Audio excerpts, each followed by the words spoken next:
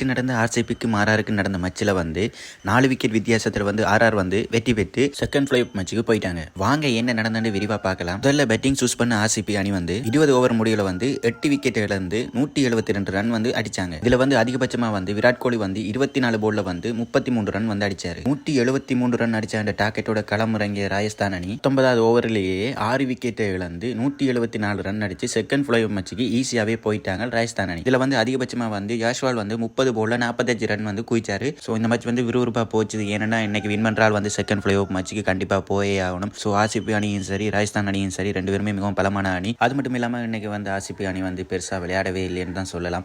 ஏன்னா விராட் கோலியும் பெருசாக அந்த அளவுக்கு விளையாடையில் குறைஞ்ச ரன் தான் அடிச்சாரு. டியூ பிளஸையும் அதே மாதிரி தான் 6 வந்து தூக்கி அடிச்சாரு. அது வந்து கட்சியில் போயிட்டுது. அதே மாதிரி தான் மேக்ஸ்வெல் வந்தார். மேக்ஸ்வெல் ஏன் வந்தாருன்றே தெரியல. ஏன்னா அவர் வருவார், அவர் இப்போயே இருந்துட்டு தான் அடிப்பார். அவர் இன்னைக்கு வந்து ஒரு மேட்ச் கூட செய்யலை. வந்தார், ஒரு போல்லையே அவுட் ஆகி வெளியே போயிட்டார்.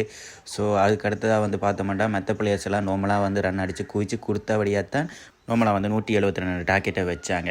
ஸோ அது வந்து ஒரு கடினமான டாக்கெட் மாதிரி தான் இருந்துச்சு ராஜஸ்தானுக்கு. ஏன்னா ராஜஸ்தான் அணி வந்து நார்மலாக விளையாடிட்டு இருக்கும்போதே விக்கெட் அது கொஞ்சம் கொஞ்சமாக போக வெளிக்கிட்டுது. ஸோ விக்கெட் போனாலும் பரவாயில்லைன்னுட்டு அங்காளி பக்கத்தில் இருக்கிற வந்து வீரர்கள் வந்து ரன்னுகளை கொஞ்சம் கொஞ்சமாக அடித்து கொடுத்து மேக்ஸிமம் ஒரு 6 விக்கெட் போனபடியாக தான் 19வது ஓவரில் வந்து ராஜஸ்தான் அணி வின் பண்ணினாங்க.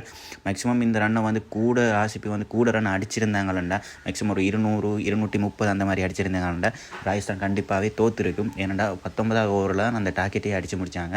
ஸோ அந்த ஆர்சிபி அணியில் பவுலிங்கும் நல்லா செய்திருந்தாங்க. ஏன்னா நல்ல பவுலிங் எல்லாம் கடத்திட்டு இருந்தாங்க.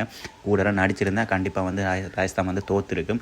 ஒரு 172 டாக்கெட் வச்சபடியாக தான் கண்டிப்பாக 19வது ஓவர்லேயே ராஜஸ்தான் வின் பண்ணி செகண்ட் ஃப்ளை ஆஃப் மேட்சுக்கு ஈஸியாகவே போயிட்டாங்க. ஓகே, அடுத்த மேட்ச் வந்து சன்ரைஸுக்கும் ராஜஸ்தானுக்கு தான் இருக்குது.